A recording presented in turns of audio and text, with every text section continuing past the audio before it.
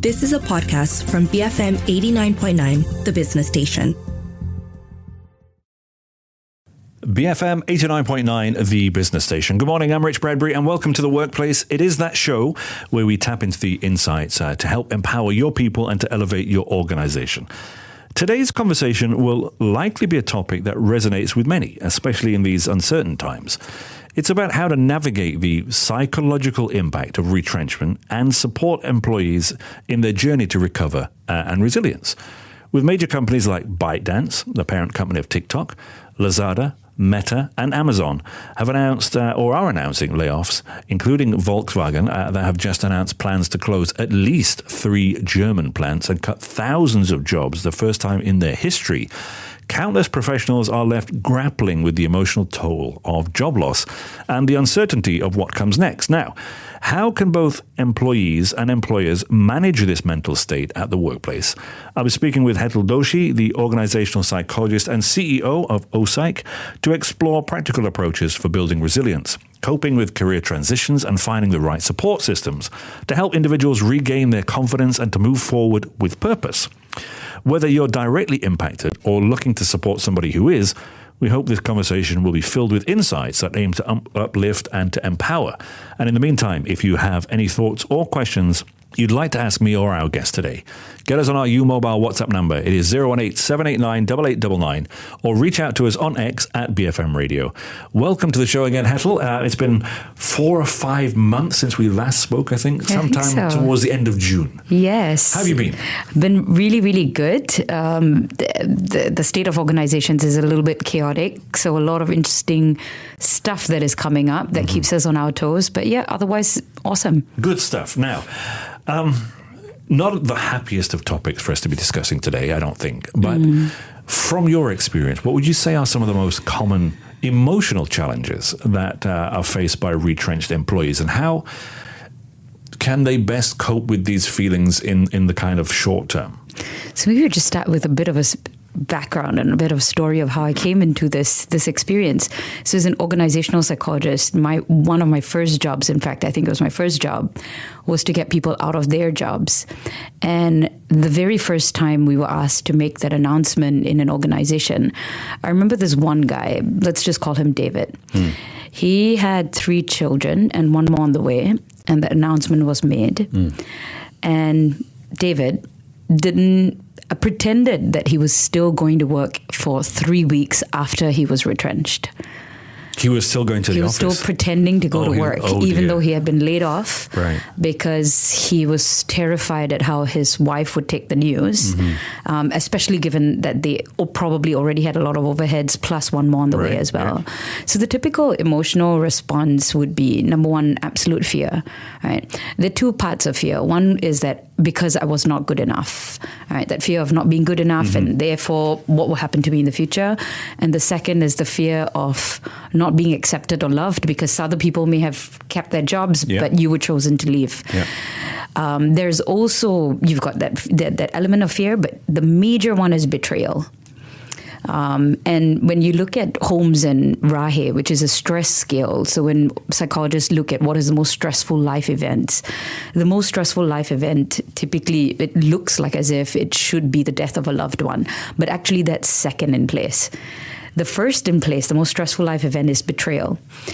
So, for example, you rather have a spouse who's cheating on you die, betrayal, rather than them betraying you. So betrayal is a really, really painful topic for them, and they feel like majority of the time that they would have given it all, but it wasn't good enough. And so that feeling of betrayal eventually kind of colors the lens on how they look at not just future organizations, but any form of relationship, which really can fracture the fabric of society as well. I mean, when it comes to like psychological first aid, I guess, or immediate support, what could organizations do or provide to help employees process that news of retrenchment? You know, you've got people like David, you know, who clearly doesn't want to accept the fact that he has been retrenched. What could they have done better, I guess, or made him feel less betrayed, I guess, is the word we're looking for, right?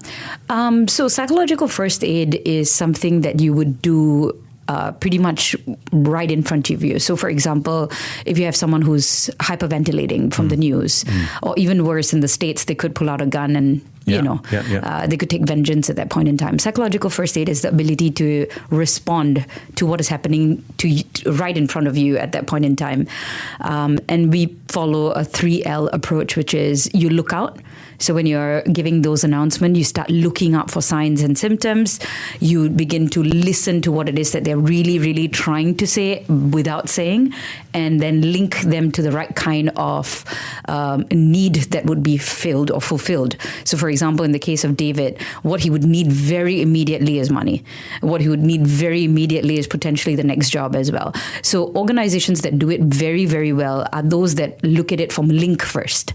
So they anticipate the emotional journey or the emotional response of people who will be going through this, and also the various demographics. So for example, in a particular client experience that we had, there were 4 types of possibilities that we saw happening. One would be that people who would be a bit older, they would be thinking, I want to retire anyway. The second one would be, I never liked my job anyway, I'd rather be an entrepreneur.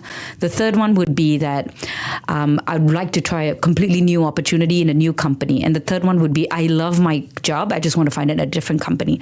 And so for these 4 different scenarios, we call that it sounds terrible, but it's basically you've got the victims and then you've got the survivors. So these are the victims. So the victim experience and what it is that we can link them to so that it's the easiest journey forward. It's like a bridge rather than a river that has got crocodiles and sharks and you don't know what to do from there as well. And very often, Richard, I think one of the most interesting things that we did in that particular the first study, the first project that we had on retrenchment, we had close to about 1,000 people that we studied over a period of a year. Whether you felt betrayed, whether you felt fearful, whether you felt anxiety, there would be people who within the day itself, they would recover and they'll be excited about the new opportunity. There would be those that take a month. There would be those that take 6 months. But after a year, when we checked with all 1,000 of them, because it was a massive project, lots of us working on it. After a year, majority, if not like close to about 95%, looked back and said that was probably one of the best experiences they could have had to prepare them for more potential uncertainty in the future. But they often look back and said that was a pretty good experience for them. So we try to think about how do we get them in the fastest period of time to minimize all their suffering and get into a place of, that was a painful story, but I walk out as a warrior. I emerge as a warrior. Yeah. Just for a moment then, if I were a retrenched employee and I was, my confidence has hit, my self-worth has taken a hit.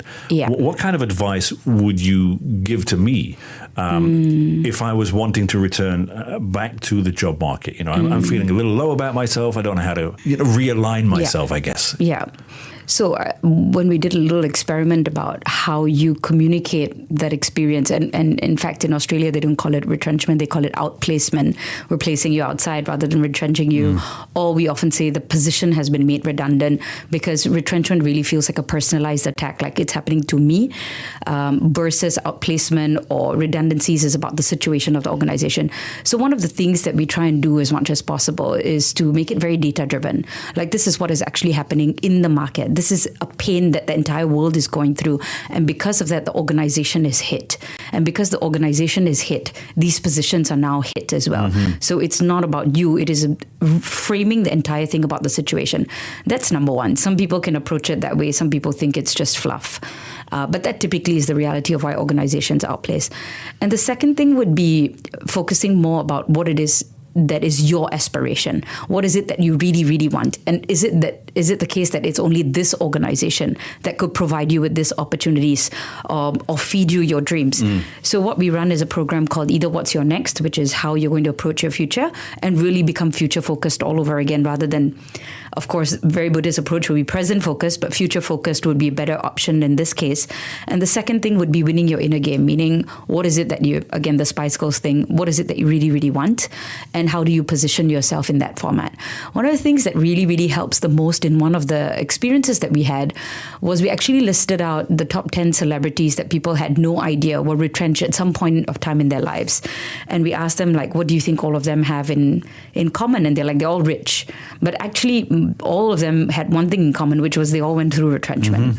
And when they could see a success story, the warriors from wounded experiences, they then became quite excited about what could be the potential of their story as well. I mean, when you hear about people like Morgan Freeman, for example, who didn't get famous until his 50s, Colonel Sanders from the KFC fame, oh my gosh, yes, he was like in his late 40s, early 50s before he started making. In the 60s? 60s even, I think so. These are things that people don't understand, not don't understand, but don't know, and it's only easy if you know and you've heard about that people can start to be successful later on in life. Okay, let's take a short break. You are, of course, listening to The Workplace. It's your essential guide to navigating the ever-evolving landscape of people management to empower your people and to elevate your organization. We're discussing navigating the psychological impact of retrenchment, or what was the other one, the outplacement, or as we would call it in the UK, redundancy. I think is what we'd have referred to anyway. Now, I'm speaking, of course, to Hetal Doshi, the organizational psychologist and CEO of O-Psych. We'll be right back after these messages here on BFM 89.9. Breathe freely, Malaysians. BFM 89.9, the business station. BFM 89.9, the business station. Welcome back to The Workplace, your essential guide to navigating the ever-evolving landscape of people management to empower your people and to elevate your organization. I am Rich Bradbury. We're discussing navigating the psychological impact of retrenchment and supporting employees in their journey to recovery and resilience. I'm speaking with Hetal Doshi, organizational psychologist and CEO of O-Psych. Hetal, what resilience building techniques do you think employees can practice to stay positive during this career transition, particularly when you're faced with that uncertainty? You might be a little bit older, you might not know where you're going, you might have been very skillful in one thing, but don't necessarily have much more transferable skills. What would be the best technique, do you think? Oh, there's so many, but just like losing weight or getting fit, typically just stick to two. One that will make you stronger, and one would be the one that prevents you from becoming weaker. So I'll just share a couple of techniques that typically we understand works the best for our client population. So number one would be breathing. Our body is like 70% water. So when we go through a life event that is very turbulent, typically there'll be lots of movement in our body. Breathing techniques as simple as take a deep breath in for 4 counts, hold for 2 counts, and slowly breathe out for 6 counts at least helps you to stabilize for a little while. I love 4 to 6. I think everyone should be doing 4 to 6 at least 5 times a day. It's just one of those most powerful, simple, basic things that you don't need to pay any money, and you can do it anytime, but preferably not when you're driving, because you could fall asleep very, very quickly and very easily. So breathing would be number one. The second thing would be visualization. And some people, when they close their eyes, they can see who they want to become, what they want to become. But another visualization technique would be, something that Jim Carrey had talked about once. He had written down, and this is, I hope this is not taken in a cynical way, but because it happened to Jim Carrey and nobody else, but that's not true. So it is famous because Jim Carrey spoke about it. So what he did was he wrote down I want 10 million on this date, for example. And he wrote that down very clearly on a check, put that into his wallet. But the date is very important, and that number is very important. So as clear and as specific as you can be. And what he would do is that he would just drive around every single day, and he'd just be like, I know it's out there. I know what I want is out there. It's just waiting for me to come to it, or I'm waiting for it to come to me. And interestingly enough, I think he was taken on for Dumb and Dumber. And pretty much on that date itself, he had his first 10 million as well. What I'm really trying to say is that we actually have a part of the brain called the reticular activating system, which is literally starts with retina. So your eyes must be able to see what it is that you really want, not think about it. It must be able to see it. So write down what it is that you really, really want. That is within your control. And if you write that down, like say, for example, 9 times a day, but I write mine 108 times. Every day. Especially when I'm going through difficult times. You tend to remember God, especially when you're you're going through tough times. Not religious, but definitely spiritual. So like I just keep writing that down until it really feels like it resonates with the frequency of my body and it's not scary anymore. So breathing. Would you say that's you? I don't want to be a cynic either, but you're manifesting it almost? So it's literally... Because people really believe in that kind of thing, right? I mean, it's a scientific thing, right? So basically, if you start thinking about Porsches, when you start driving on the road, you suddenly see more of that. That's the Baader-Meinhof effect. It's your reticular, the retina activates the whole system. It's literally like Waze. When you decide what you want and you key it in, your entire neural system begins to activate and find a pathway for you. So that's artificial intelligence. But when we talk about it from human intelligence, we call it manifestation. Do we believe in this? It's literally how the brain works. We key in a current state, we key in a desired state, and there it goes. It begins to charila. So if you want nasi lemak, die, you will find a way. Your body will just start hyperventilating. It will try to find it for you as well. Right. And the third thing, which is most important, is a really interesting formula for human behavior, which is B, behavior as a function of, so B equals to F bracket P dot E, or rather behavior as a function of your personal story, the story that you tell yourself about what's happening, times by the environment. So one of the most powerful things that you could be doing in this time, and this is what we worked with our clients on, was we started putting people into community or interest groups. All of them, so in this particular scenario, 6,000 employees being made. That's a lot of employees all exiting at the same time. But based on interest groups, we started putting them into communities. And before you know it, some people started getting jobs here. Some people started becoming entrepreneurs. At that point in time, when we ran that project, a lot of people wanted to become Grab drivers. So I think that really helped the Grab industry as well. But once they started being part of a community that was that they could hear success stories, or at least somebody to feel like we're in the same boat, it ended up being really, really positive for them. So breathing, being the butterfly, or rather writing down what it is. We call the butterfly what you want, basically. Write down what it is that you want and emerge into that naturally. And the third one would be boosting. So allowing an environment to boost you naturally. Because sometimes when you do it on your own, it's a lot of effort. Typically, like marathon running, if you try and do it on your own, your record time is typically going to be less than if you do it in a group. So boosting or allowing an environment that is really, really good for your hormones is very helpful for you as well. What about those employees who seem to be taking a little bit more time to get back into work, and maybe it's starting to affect their mental health a little bit. They're concerned that maybe nobody's going to take them back, and they're in that spot and they're going around and around in circles, and you can clearly see a decline. What do you do with somebody like that? How can they, I don't want to say reverse, not damage, but the effect? What would be the best thing to do for them? Following those things that you've just said, or do they need to take it a step further? Do you need to be relying on your friends, your family, your colleagues to help you out a little bit at that stage? I think that's such a great question, because everything sounds so positive and optimistic and we can do this, everything bully. But the reality is that some of us, typically like 5% of any population that goes through this, will struggle deeply. Yeah. Not just that they are struggling because... I know I would. I know I would. Yeah, of course, especially if you're financially... you have your overheads, and then now... So which is why I think companies are doing a great job at making sure that at least you're covered for 6 months so that you have enough of a breathing space. But that, it's not just the money, it's the mental state of not having a job and the anxiety and stuff. So I do know a couple of people that went through at least a year of not being able to get a job.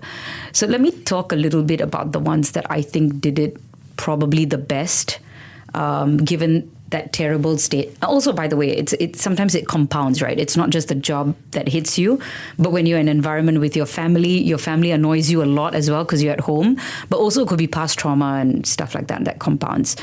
So I think one of the most interesting scenarios that one person that I've heard of, again, I'm trying not to be overly optimistic and positive. I'm just trying to see what has helped most people, especially in these difficult situations.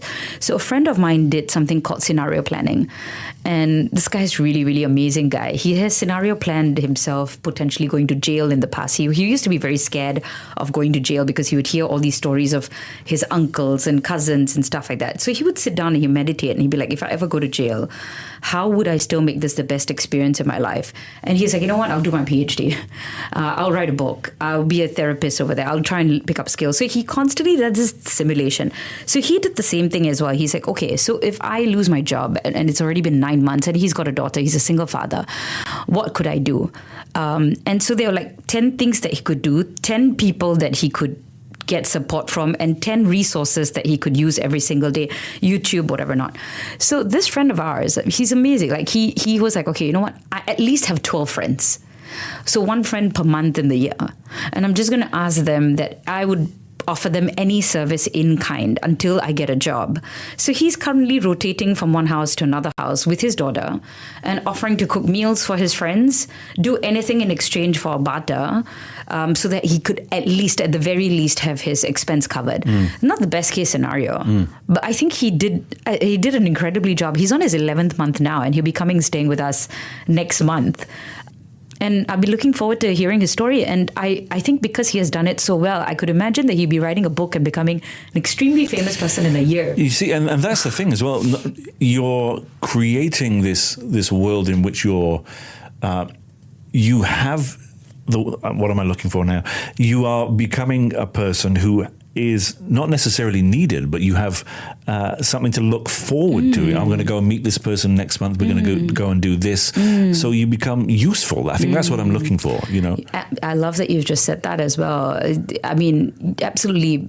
The creative potential is always there. So I think what I love the most is that he used his creativity. And the second thing is, how can I still add value to anyone and everything around me and not be a sulky, cynical, burden, almost. And also, because it's such a unique experience, he now has a story that he can tell. I'm pretty sure he could be an excellent author, podcaster, and, you know, I don't know, he could probably become a consultant to tell. You know for sure people would listen to that story. Yeah, absolutely. People would love that story. Okay, absolutely. Let's take another short break. Folks, you are tuned in, of course, to The Workplace, your essential guide to navigating the ever-evolving landscape of people management to empower your people and to elevate your organization. I am Rich Bradbury, speaking with Hetal Doshi, organizational psychologist and CEO of O-Psych. We'll be right back after these messages here on BFM 89.9.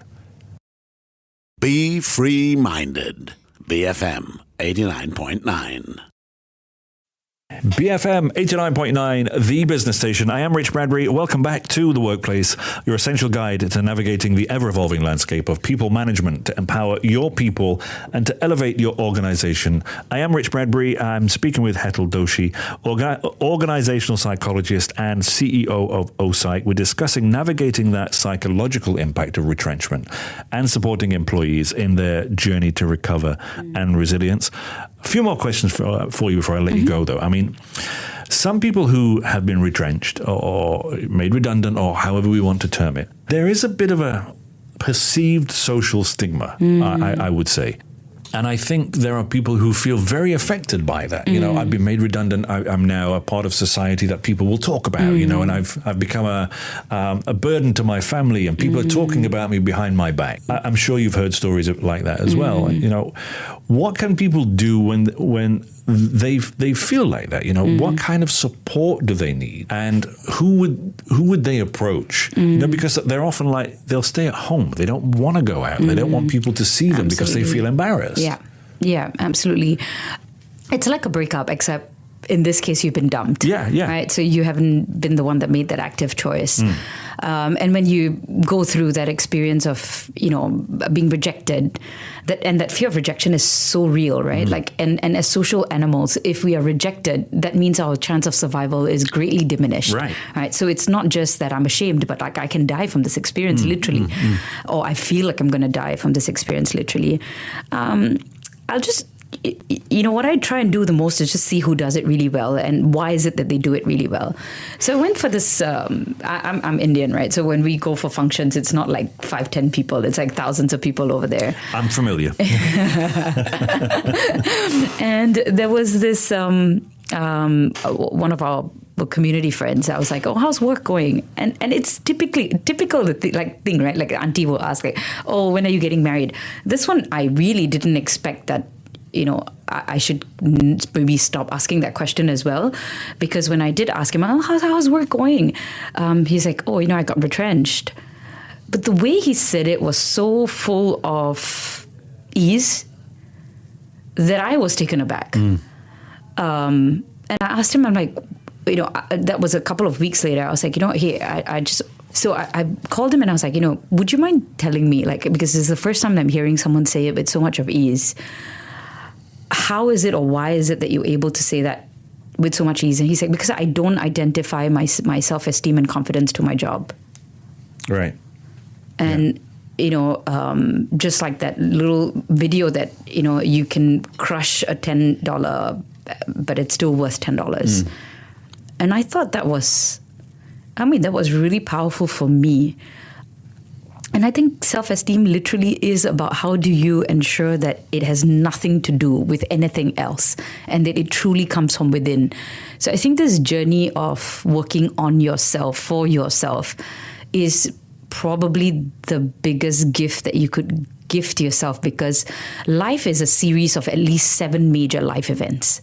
Right? If it is not your job, it will be a potential loved one. If it is not a potential loved one, it could be, I don't know, an accident. It could be your health. It could be anything. You would go through a minimum of 7 major life events. So it's either you learn it after the 3rd one, the 4th one, the 7th one, you never learn it at all, or you begin that journey very quickly and say that I, Hetal, for example, do not identify myself as I do not identify my worth and my value to my job or to my husband or to my kid or to my health. There's something much deeper that I'm deeply connected with. Let me just ask you that. Me and you have had conversations about work-life balance, and you've given it different terms in the past. Just life. Yeah, right. For somebody to come out with a statement like that, saying, my self-esteem is not linked to my work, my happiness is not. Do you think that is somebody who has found that, I don't want to say perfect balance, but that understanding that they need to be 2 separate things? So I think it's wisdom. I don't know. I don't think it's balance, because there's never balance. The world is not balanced. Yeah. Energy is constantly transferring and transforming. That there is no balance. There's movement. That's what we have from an energetic perspective, right? It's never static and it's never balanced. It's like a wave, right? So it's constantly moving. So I think what we all try to have in the world is intelligence, but I think what the world needs in a very, very chaotic, catastrophic, complex environment is that level of when I say spiritual, what I really mean is universal understanding of how the universe operates energetically, and what your relationship is in this entire universe that you're with. And I think what he has, and I've seen him grow up, he's always been a very extremely spiritual person. So I think he's done all his practices, and he's been ready for events like this. So he's pre-ready, I think. And I think all of us should be pre-ready, because these events are... There is no discrimination. All of us will go through it. They're going to come. Absolutely. Yeah. Well, Richard, not for us, maybe. I'm joking. Right. Yeah. Okay. Before we wrap up, then, when we look at the idea of career transition counseling or coaching programs, I mean, you have to be quite positive about this because of the industry that you're in, I guess. But how effective do you think they are? They're as effective as the people who decide on the intent of it. Right. And what experience they want people to have. So a lot of organizations may tick all the boxes. We do career coaching, we do resume writing, and we have had experiences with clients before where they've told us, Hetal, the only outcome that I expect from you is that you can do whatever magic that you want, but the outcome is that they don't go to media and the union doesn't strike. You design it in whichever way.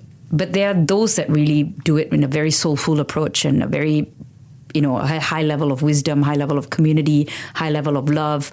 So I think they're as effective as the person who's decided on the intent, why are they really doing this, but also how they want to design that experience. And I think it can be one of the, as they always say, never miss never waste the opportunity of a crisis. So some organizations take this as one of the best things that could ever happen to them, to really prove that they cared and they loved all of these people who have done amazing things as well. So I think they can be incredibly positive, and can be completely superficial and a waste of everybody's time and space, because employees might just say, don't give me all this, just give me the money, I'll be happy. Right. Yeah. I mean, they've already been told they're going to be retrenched. Correct. And they... Yeah. I would imagine like over 50% would just be like, enough, I just want to get out of here. It almost feels as though you're patronizing me by doing this. Yeah. I can imagine that. Yeah. Leave me alone. I don't want get to out be of my part face. Of yeah, exactly. You already dumped me, now just move away. Yeah, get out of here. As ever. Which makes my job very fun then in those moments. Hetal, as ever, it's been a pleasure speaking with you today. Likewise, Richard. Thank you so much. Thank you so much. Folks, I was speaking with Hetal Doshi, the organizational psychologist and CEO of O-Psych. If you missed any part of this conversation, you can catch the podcast on our website at bfm.my or download the BFM app. You can also find our shows on Spotify, Apple Podcasts, other podcast players. Just search for The Workplace. Looking ahead, we've got the 12 o'clock news bulletin, and then, of course, it's over to Enterprise Explores. That's the show where we help you navigate the ever-changing universe of business, from the headlines down to the bottom line. I'm Rich Bradbury. Keep it here on BFM 89.9, the business station.